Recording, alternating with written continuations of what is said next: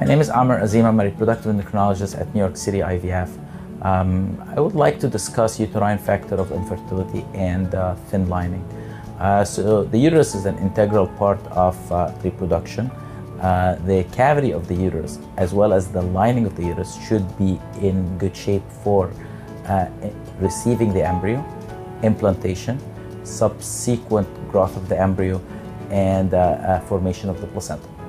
There are few things that might affect the lining, and attention to the uterus should be part of any initial fertility workup. From the history standpoint, some women had prior surgery inside the uterus, and that could point out to possible problems that may need to be fixed. Also, the volume of the menstrual cycle could be also an indication if the amount has been less than what they experienced before, especially after a surgical procedure like suction, DNC, and termination of pregnancy, cesarean section, myomectomies, and these are things to point to in history. Observation of the lining during the menstrual cycle and its development is also an important point. So the lining has certain thickness and characteristic in the first half of the cycle, and this characteristic is changed to a different pattern in the second half of the cycle. And observation of the thickness and the pattern should alert the reproductive endocrinologist that there is or there is not a problem in the lining. There also could be structural problems that distort the lining of the uterus that are coming from the muscle of the uterus, and this could include a fibroid. Fibroids are benign tumor that can sometimes grow under the lining and distort the cavity, and we know that when fibroids distort the cavity, they reduce the chance of embryo implantation. On the other hand, fibroids that do not distort the shape of the uterine cavity do not affect implantation as far as the available literature right now. There also could be calcium deposits or irregularities in the lining.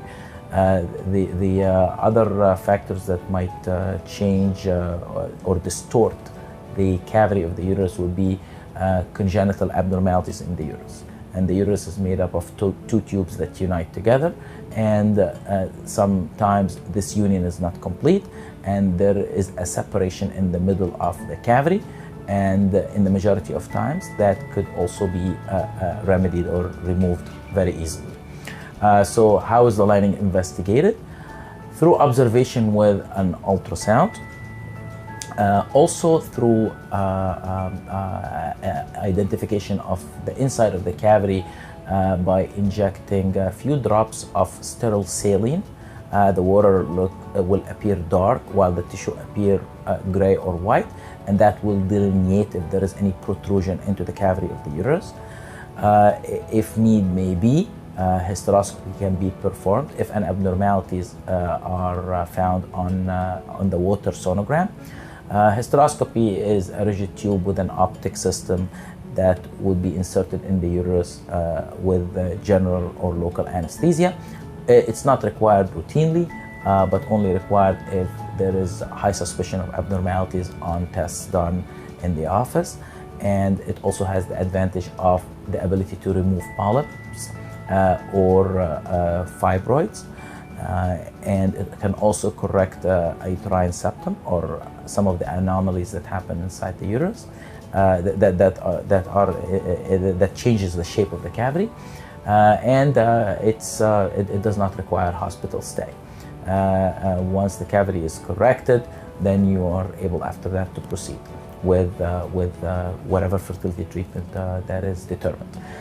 Some women report thin lining during fertility treatment, notably IVF. So they grow a good number of eggs, however the lining fails to respond. And many times this is not due to factors that are known. So for example, they have not undergone any surgeries inside the uterus, but their lining doesn't respond very well. And in many times, exposure of the lining to estrogen for a longer period of time may lead to an improvement in the lining. But unfortunately, sometimes this may require freezing of all the embryos and not doing a transfer because the lining is not favorable at the end of an IVF cycle. In a frozen cycle, they usually receive an increasing amount of estrogen treatment till the lining thickens enough. And other options sometimes exist in terms of manipulating the lining with varying success, including vaginal sildenafil suppositories. Anyway, patients can resolve many of these cases. In women that have intrauterine scarring, that scarring could also be removed through hysteroscopy. Thank you very much.